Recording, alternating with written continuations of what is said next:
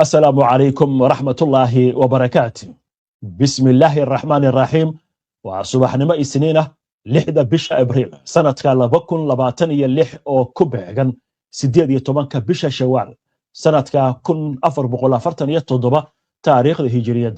كسو دوادا مركله هي برامجكي حول شدا وراركا قضبدا ساك برامجكا آن يدين كوكو هينو وحا كمدا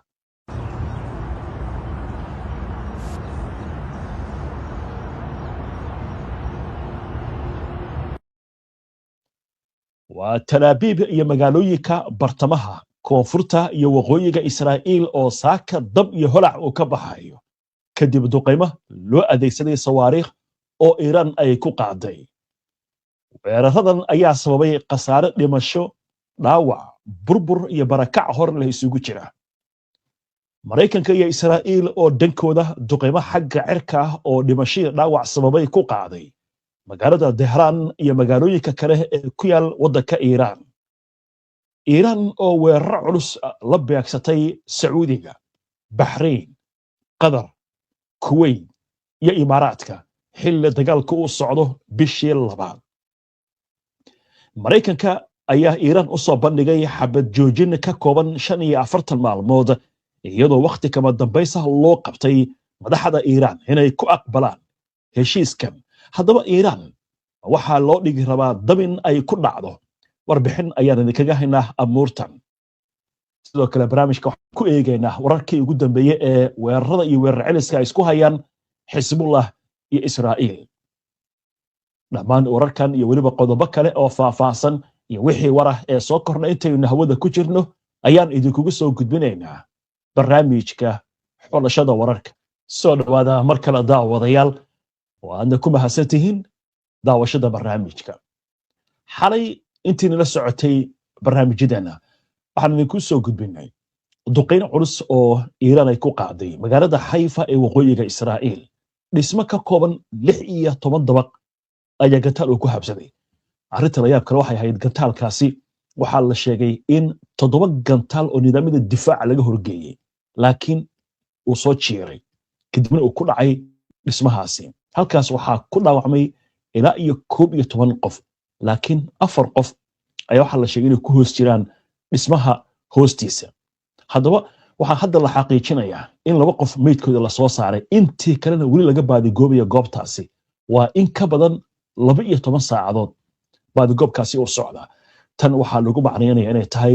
duqeynta gantaalka u ahayd mid aad u culus haddaba wararkii ugu dambeeyay aynu ku bilowno iyo dhanka Haifa waxa ka soo baxaya laamaha caafimaadka Israa'iil ayaa xaqiijiyay in meydka 2 qof laga soo saaray dhismo ka koobnaa 16 dabaq oo ku yaal magaalada Haifa ee waqooyiga Israa'iil oo gebi ahaanba burburay kadib markii uu ku habsaday gantaal nooca madaxyada firdha ay ku rikaban yihiin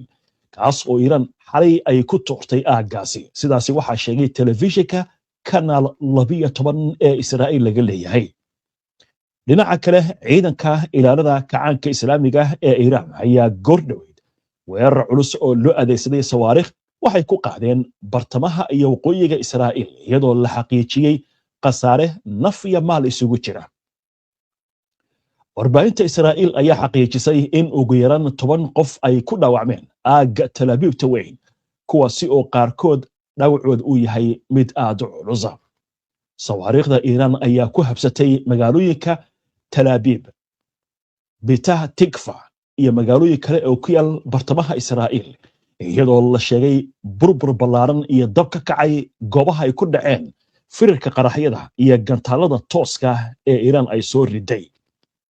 wararka ayaa wax intaasi ay ku darayaan in madaxyada iyo qaraxyada firdhaha ay ku dhaceen 15 goobood oo ku yaal bartamaha Israa'iil taliska difaaca gudaha Israa'iil ayaa sheegay in dhawaaqa seeriga digniinta ka bixiya gantaalada laga maqlay deegaanada Beersabca iyo nawaaxiga ku dhow magaaladaasi sidoo kale aagaga magaalooyinka Ovakim iyo Tazalim ayaa laga maqlay seeriga digniinta ka bixiya gantaalada waxa kale oo laga soo wariyay galbeedka gobolka Naqab iyo meelaha koonfurta ka xiga Mareyka Gaza ee la dejiyay Israa'iiliyiinta dhinaca kale wargeyska iyo dacwo taxrinood ayaa waxa uu sheegayaa in madaxyada qarxa iyo firarka gantaaladu ay ku dhaceen 10 goobood oo ku yaal magaalada Xayfa iyadoo warbaahinta Israa'iil ay tabinayso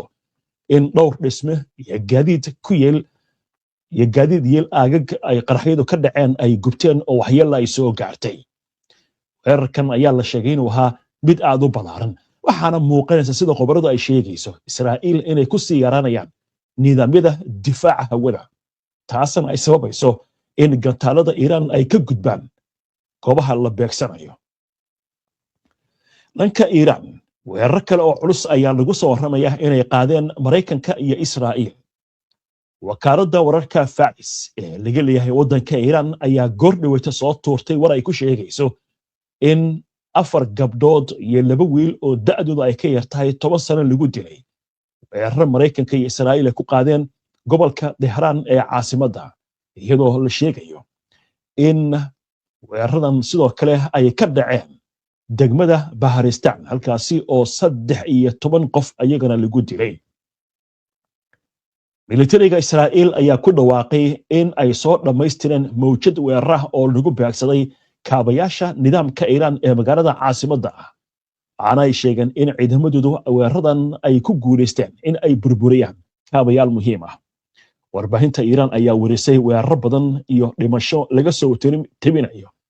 guud ahaan gobollo kala duwan oo ka mid ah waddanka Iiraan. haddii aynu eegno weerarada kale ee Iiraan ay ku qaaday wadamada gobolka Imaaraadka Carabta, wakaaladda wararka Imaaraadka ee INA ayaa sheegtay in hay'adaha amnigu ay la tacaalayaan dab ka kacay imaaradda Fujairah kadib markii dhismo shirkad isgaarsiineed leedahay lagu beegsaday diyaarad drone ah oo Iiraan ay soo dirtay. xafiiska warbaahinta Abu Dhabi ayaa isna sheegay in firarka ka dhashay qarax uu ku dhacay aagga warshadaha ee Abu Dhabi waxaana la sheegayaa in difaacyada Imaaraadku ay la tacaaleen gantaallo iyo diyaarado drones ah oo Iiraan ay soo riday. ugu yaraan 1 qof ayaa ku dhaawacmay weeraradii ugu dambeeyay. dhanka Sacuudiga wasaaradda gaashaandhigga ayaa ku dhawaaqday inay ka hortagtay oo ay burburisay 2 diyaaradood oo drones ah oo lagu soo weeraray waddankaasi. dhanka Kuwait telefishinka Al Jazeera ayaa sheegaya in seeriga digniinta ka bixiya gantaalada laga maqlay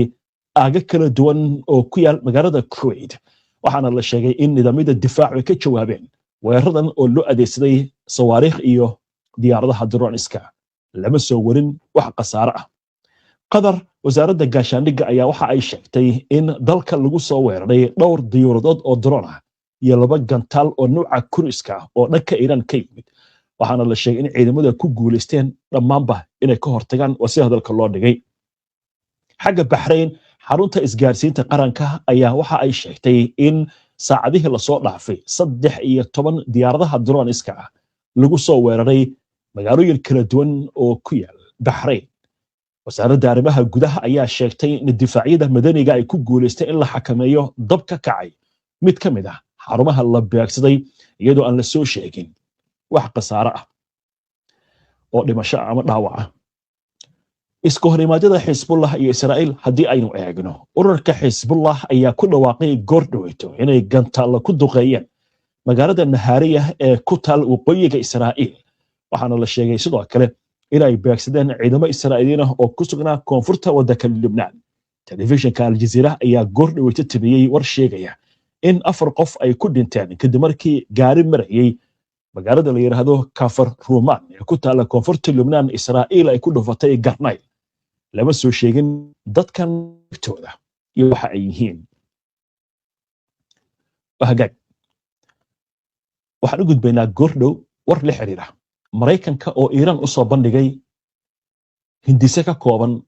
heshiis xabad joojin ah oo 48 maalmood ah ilaa 45 maalmood.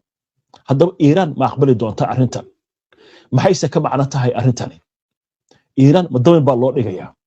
warbixin amuurahan ku saabsan iyo waxa khubarada ay ka tiri iyo waliba wararkii ugu dambeeyay ee colaadda gobolka Bariga Dhexe intaynu barnaamijka ku jirnay soo dhacay intaana u gudbin aynu ku hakanno qadar xayeysi kale.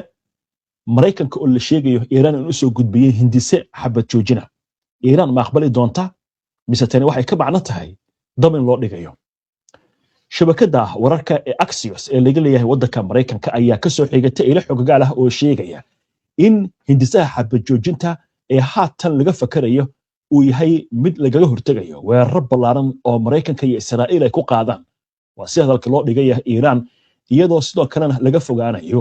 jawaab suurtagal ah oo Iiraan ay ku beegsato xarumaha tamarta iyo kuwa biyaha ee gobolka sida ay sheegeen laba ilo wareed korninta waqtiga kama dambaysta ee uu bixiyay maamulka Donald Trump ayaa lagu tilmaamay fursadii ugu dambeysay ka hor suurtagalnimada bilaabista ololo duqeyn oo cirka ah oo ballaaran oo ka dhanah Iiraan iyadoo xiisada gobolkuna ay sii kordhayso ilo wareegyada waxay tilmaameen in wada xaajoodada imika socda iyadoo loo marayo dhexdhexaadiyaal ka socda Pakistan Masar iyo Turkiga waxaana la sheegay in la isdhaafsaday fariimo kala duwan oo u dhaxeeya ergeyga Mareykanka Stephen Witkoff iyo wasiirka arrimaha dibadda ee waddanka Iiraan Abbas Araghchi ilo wareegyadu sidoo kale waxay sharaxeen in dhexdhexaadiyaashu ay aaminsan yihiin furitaanka marin biyoodka Hormuz iyo helitaanka xal ku saabsan uraniumka kaliya in uu keeni karo heshiis kama dambays ah dhinaca kale shabakada Axios ayaa waxay ka soo xigatay ilo Mareykan iyo Israa'iil oo sheegaya in ay jiraan wada hadallo u socda Washington iyo Tehran oo ku aadan in la gaaro heshiis xabad joojin ah oo ka kooban 45 maalmood taas oo qayb ka ah dadaalada lagu xakameynayo xiisada sii kordhaysa sida ilo wareegyadu ay sheegayaan dhexdhexaadiyaashu waxay faraqeynayaan dhinacyada ay qusayso heshiiskan oo laba heer ka kooban heerka koowaad waa xabad joojin ku meel gaar ah oo soconaysa 45 maalmood sidoo kale waxaa la sheegayaa in waqtigaasi kadib markaa loo gudbi doono heshiisyo laga wada hadlayo qodobadiisa ama qodobadooda xaaradan ayaa sarkaal Amerikaan ah wuxuu sheegay in maamulka madaxweyne Donald Trump Iiraan uu soo jeediyay dhowr hindise balse mas'uuliyiinta Iiraan gebi ahaanba aysan aqbalin shabakada Axios waxay ka soo xigatay ilo xoggaal ah oo sheegaya in xabad joojinta la kordhin karo haddii ay jirto baahi loo qabo sii wadista wada xaajoodada iyadoo la eegayo in dagaalka la soo afjaro way halka marka aynu dul istaagno warkan markii uu soo baxay siyaabo kala duwan ayay khubaradu uga faaloonaysaa waxa leeyahay arrintan waa laba qodob saddexaad ma jiro midda koowaad Mareykanka iyo Israa'iil is diyaarinayaan oo dagaal dhanka dhulkan la isku diyaarinayo Israa'iil hadda maxaynu maqlaynay nidaamyada difaaca inay ku sii yar yihiin xitaa ciidanka Mareykanka iyo wadamada ku yaala gobolka in markaa 45 maalmood laga shaqeeyo sidii loo heli lahaa nidaamyo difaac oo degdeg ah waa qodobka koowaad iyo isbalaarinta dagaalka in la isku balaariyo arrinta labaad waxa lagu macnaynaa inay tahay arrin suurtagal ay tahay sidii heshiiska dhexmaray Xuutiga iyo Mareykanka inay heshiiyaan Iiraan iyo Mareykanka Israa'iil meesha aysan ku jirin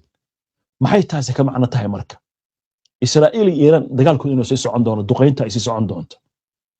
Israa'iil inay sii wadi doonto weerarada ay ka wada koonfurta Lebanon si Hezbollah hubka ay uga dhigto waa si hadalka u dhigtay Xuutigana ay weerarto Iiraan marka dagaal bi ku jiraysaa marka laakiin hadafka Israa'iil marka muxuu yahay waa Hezbollah si meesha looga saaro dooda Iiraan ay qabto ee ah dagaalkan haddii la joojinayo gobolka oo dhan waa dagaalka laga joojiyaa waa in Gaza laga joojiyaa waa in laga joojiyaa Lebanon waa in laga joojiyaa Yemen laakiin Iiraan waxa u muhiimsan xilligan oo dagaal ku socda waa koonfurta Lebanon iyo Hezbollah maxaa yeelay Israa'iil waxay aaminsan tahay inta Hezbollah dagaalka ay wado xaaladdu inaysan fiicnayn warbixin laakiin loo malaynayo inay tahay mid aan ahayn rasmi oo dhanka Israa'iil ka soo baxday waxa leeyahay hadda gantaalada waxa badan Hezbollah gantaalada haysato laakiin wax macquul ah maaha Iiraan dagaalkan waxay isku diyaarinaysay muddo 20 sano ah laakiin Israa'iiliintu waxay leeyihiin Iiraan waxa uu haray 1000 gantaal laakiin Hezbollah 10,000 oo gantaal bay haysataa marka arrintu waxay u muuqataa inay tahay arrin la iswadaarinayo macnaha Iiraan baa 10,000 oo gantaal haysata Hezbollah 1000 gantaal ayaa haysta ayaa loo fasiran karaa marka Israa'iil waxay ka fakaraysaa Hezbollah oo awooddaas leh inaysan hurdo leedayn marka loo baahan yahay meesha laga saaro Hezbollah iiraan marka ma ku dhici doontaa dabankan waa su-aasha la isweydiinayo dad badan waxay leeyihiin iiraaniyiinta arrintan ma aqbali doonaan waayo iiraan waxay aaminsan tahay maraykan hormuus hadda waxaan u ogolaanay inay maraan weliba xitaa maraakiibtii reer yurub markab waxaa ka gudbay faransiiska uu leeyahay markab burtuqiiska uu leeyahay laakiin sida shidaal ciraaq ay leedahay ayaa isna ka gudbay shiinaha iyo ruushka turkiga bakistan hindiya way ka gudbayaan isbaarada marka waxay u taallaa waxa weeye maraykanka iyo waxa la socda iyo israa'iil horta maraakiibta israa'iil way baduqaynaysaaba iiraan way beegsanaysaaba marka iiraan waxay leedahay maraykan hadda waa furan yahay qayb ahaan si buuxdaan u furaynaa dagaalka hala joojiyo magdhowna hana la siiyo laakiin maraykanku muxuu wataa maraykanka hormuus qodobada heshiisyada soo socda ama qodobada maraykanku ay ku doodayaan waxa ka mid ah inuu wax ka maamulo iiraan waxay leedahay maya maraykan annaga iyo cumaan ayaa iska leh adiga waxba kaama gelin haddii aad doonaysa inaad maamushid maraykankaad maamulaysaa laakiin meesha annagaa iska leh arrinta marka waxay u muuqataa Trump haddii uu awoodo dagaalkan inuu guul ka gaari karo wada xaajood iyo waqti baan qabanaya waxaas ma jirto inta marka laga gudbo khubaro kale waxay qabaan ama aaminsan yihiin arrinta inay tahay arrin isla og yihiin maraykanka iyo israa'iil oo ay tahay horta in iiraan la burburiyo kaabayaasheeda korontada biyaha iyo ceelasha shidaalka iiraan intay weerar qaado gobolka oo dhan ay burburiso oo markaas colaadda ka dhex dhacda wadamadan khaliijka ee carabta iyo iiraan ay noqoto mid aan weligeed la xallin wadamada khaliijka hadda waxay maraysaa lacagta ka qasaartay 200 oo bilyan oo dagaalkan socda 38 maalmood haddii la burburiyo dhammaanba ceelasha shidaalka biyaha la sifeeyo waxaa ka dhalanaysa dhibaato aad u culus xilligan waa xilliga kulaylaha haddii la gaaro bisha May iyo bisha June iyo bisha Julayna laguma noolaan karaba iska dhaaf biyo la'aan xitaa haddii korontada aysan shaqayn haddii marka la burburiyo kaabayaashaas waxay qaadanaysaa 10 sano oo dambe in dib loo dhiso arrinka kale muhiimka marka muxuu yahay wadamadan carabta waxay ka shaqaynayeen 5 sano 10 sano ugu dambeeyay in laga guuro shidaalka maalgelin la sameeyo waayo ku tiirsanaanta shidaalka way sii dhamaanaysa marka maalgelintii lagu sameeyey wadamadan iyo shirkadihii oo u dhamaata cidda boo aaminaysa ma jirto arrinta marka waxa leeyahay waa arrin Netanyahu uu wato dhaqaalaha wadamadan horta dhulka inuu la simo gobolkan uu isku baaba'o marka dambe la yiraahdo waxa loo baahan yahay inaad shidaalkiina ka dhoofsistaan badda Mediterranean-ka oo Israa'iil la marsiyo dhoomaha shidaalka la yiraahdo ma la isticmaali karaba baabul maddow lama isticmaali karo kanaal Suez lama isticmaali karo sidoo kale lama isticmaali karo kanaalka Maraykan Hormuz marka dagaalkan waa dagaal dhow hadaf isugu jira hadaf diimeed buu leeyahay oo madaxweynaha Maraykanka iyo xogayihiisa dagaalka waxay sheegayaanba dagaalka inuu yahay dagaal diimeed waa dagaal hadaf dhanka dhaqaalaha ah oo dunida muslimka gaar ahaan wadamadan dhaqaalaha fara badan haysta lagu cuuriyaaminayo waa dagaal istiraatiijiyad fog xambaarsan oo la doonayo sidoo kale meesha in laga saaro saddexdan marin oo muhiimka ah oo wadamada muslimiinta gacanta ku hayaan waa marinka Hormuz Baabul Mandab iyo kanaal Suez marka dalalkan gobolka ma fahmi doona marka arrintan ayaa la isweydiinaya xalay waxa hadlay Ali Akbar Velayati waa la taliya sare oo ka tirsan hogaamiyaha sare ee Iiraan dadka la taliya wuxuu leeyahay iska dhaaf Hormuz hadda waxaynu xiraynaa Baabul Mandab haddii dagaalkan uu sii socdo oo Maraykanku uu dagaal qaado Baabul Mandab 12% shidaalka caalamka la iskaga dhoofiyo ayaa mara dagaalka